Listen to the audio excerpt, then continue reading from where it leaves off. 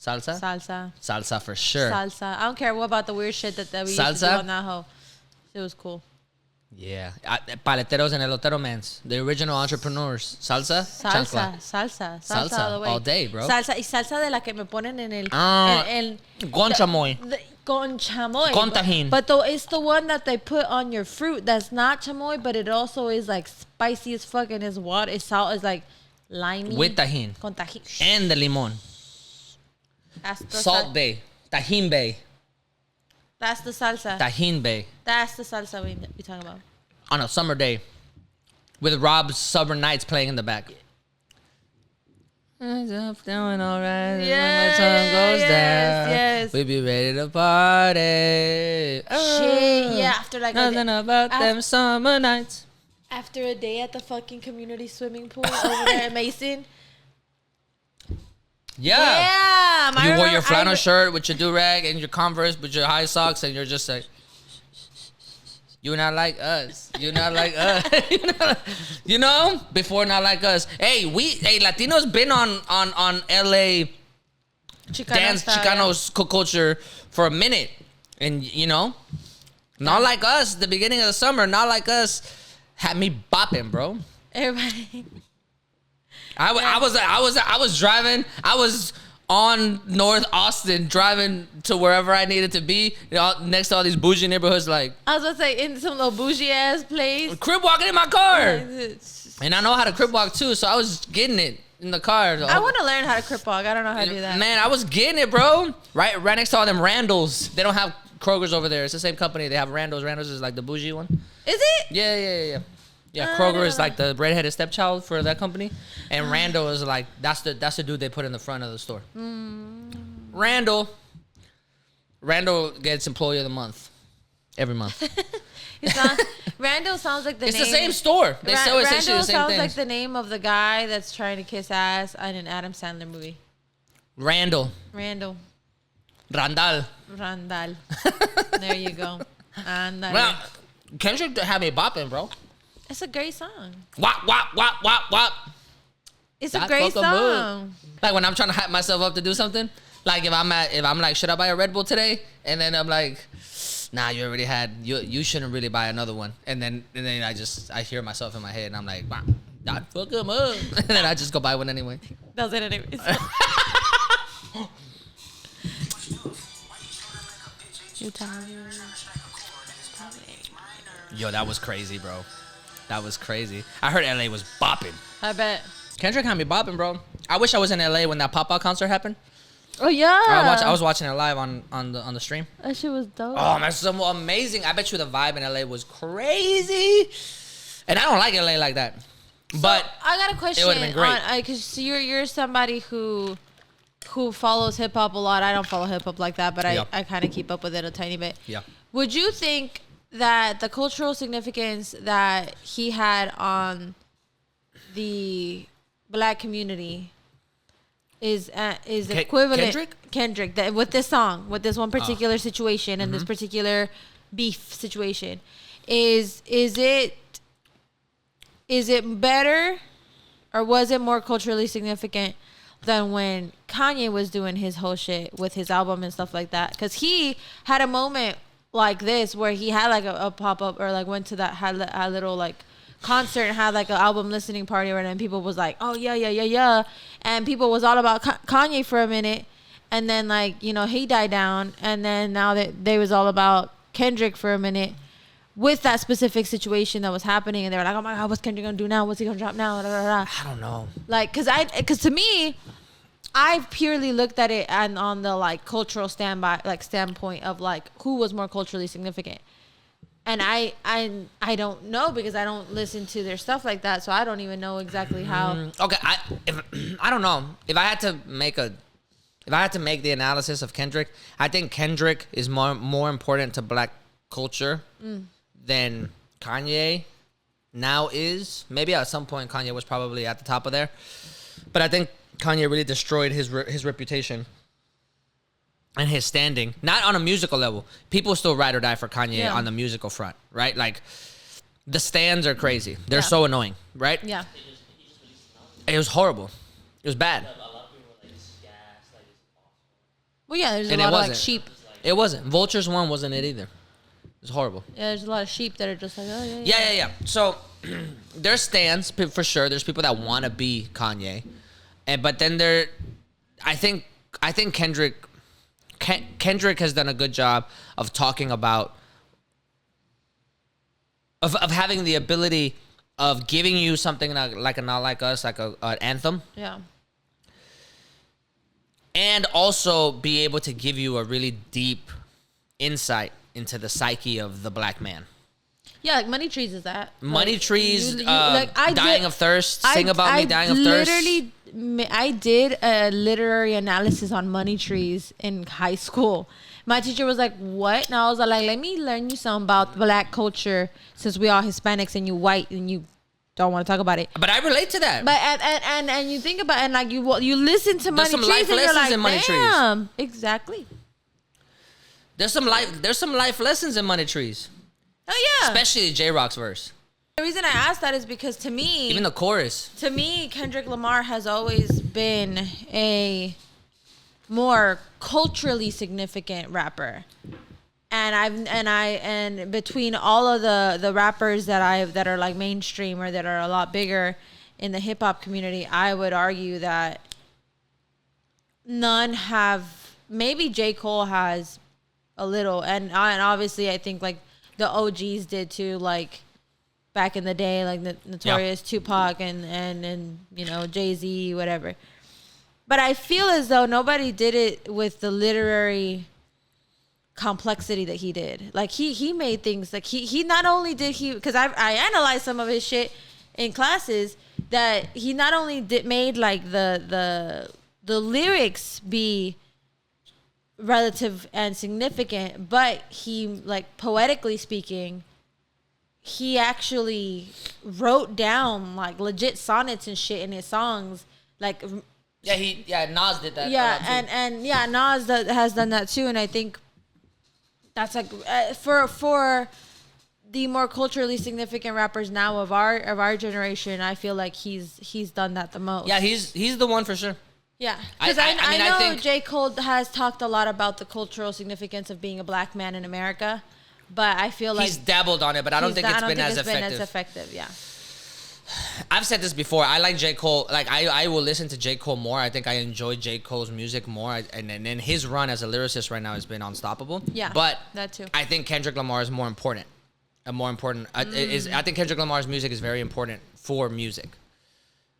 Especially because he carries it past his lyrical ability, right? Like To Pimp a Butterfly mixes a lot of jazz fusion. He tugs at the historical thread of black musicians, Prince. He tugs at the musicology aspect of it. Yeah. He brings in artists that are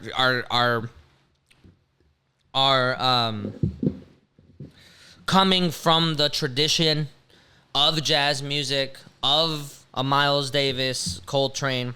You know, he's got Kamasi Washington all over his songs. Terrence Martin.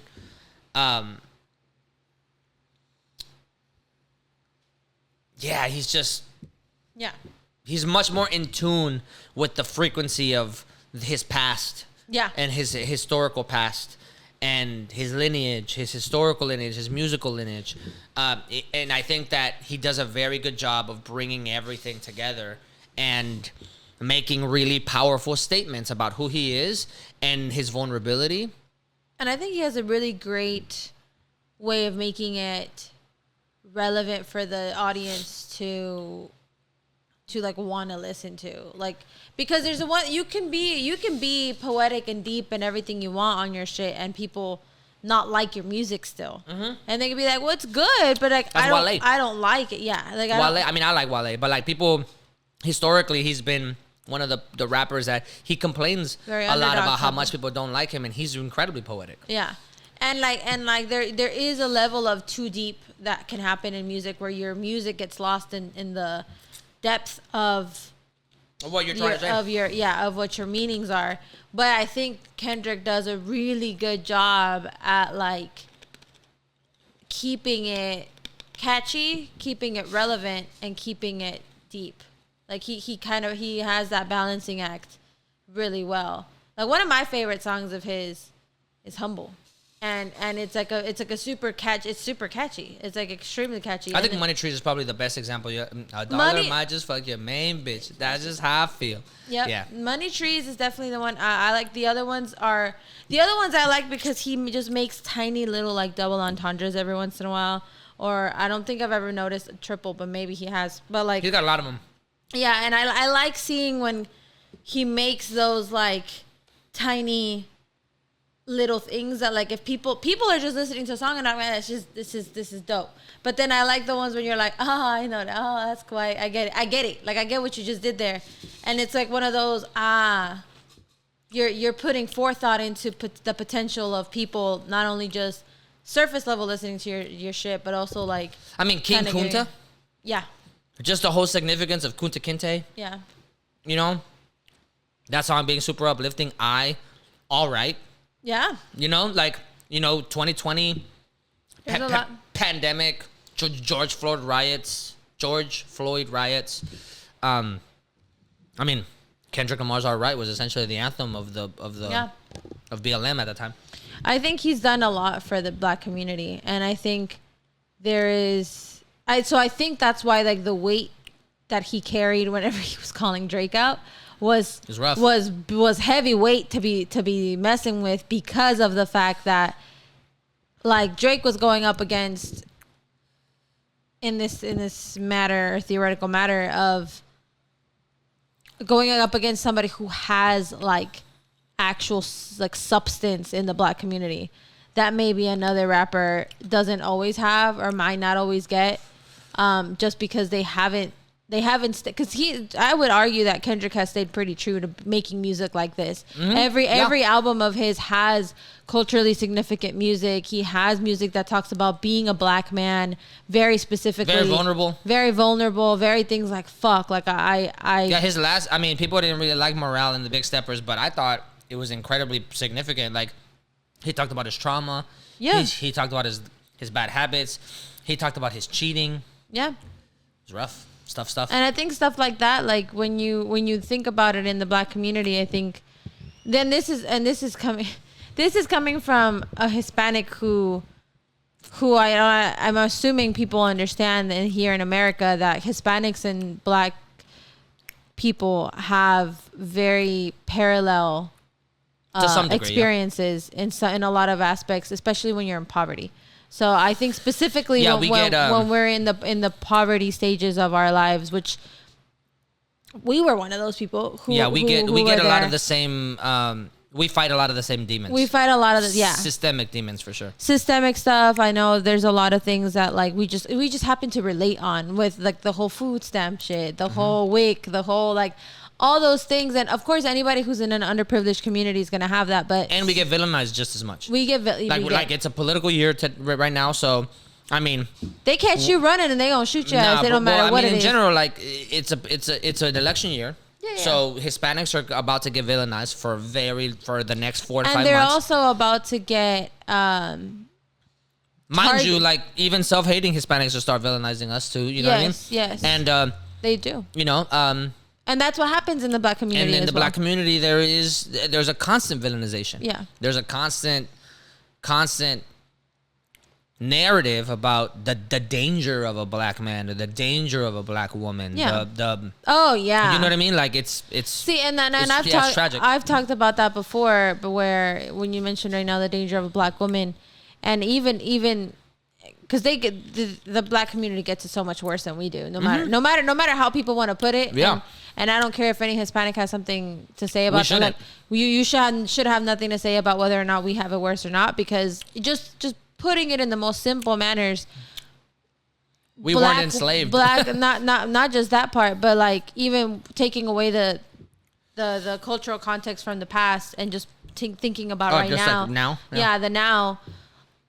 Black women get villainized for the things that Hispanic women get sexualized for, which neither one of them is good. Like villainization and sexualization are not good, but sexualization also, whether people like to admit it or not, does come with some benefits because they allow you to get away with certain things. That was one of the critiques that we had for one of our most viral posts. Remember, I wrote, we had that really joking post, which was really funny, of like me saying that that's why white guys and black guys like Hispanic women. Yeah. Like the whole like cry for me right now. Yeah. Right. Like a lot of the critiques. There wasn't a lot of critiques, but every now and then there was black women that would go in there and critique and be like, why do Hispanic women get praised for what when black women act like and that? Let me tell y'all. Like, oh, you doing too much, or you extra, or you know what I mean? Let me tell y'all right now, or whatever, blah blah blah. Let me tell y'all right now. If y'all would watch the podcast, y'all have heard me say exactly what I just said right now, which is something that we don't agree with. I've specifically, as a Hispanic woman who gets sexualized all the time, I have very specifically mentioned how it is very unfair.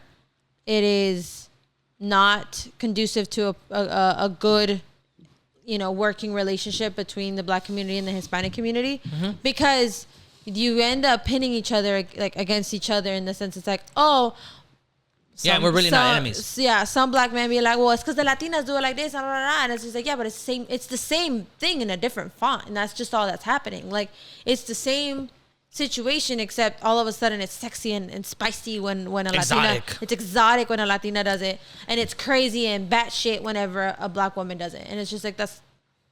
Yeah, it's the double standard. It's the double standard. Yeah. You know what I mean? So I don't know. To go back to your question, I think Kendrick Lamar is very important.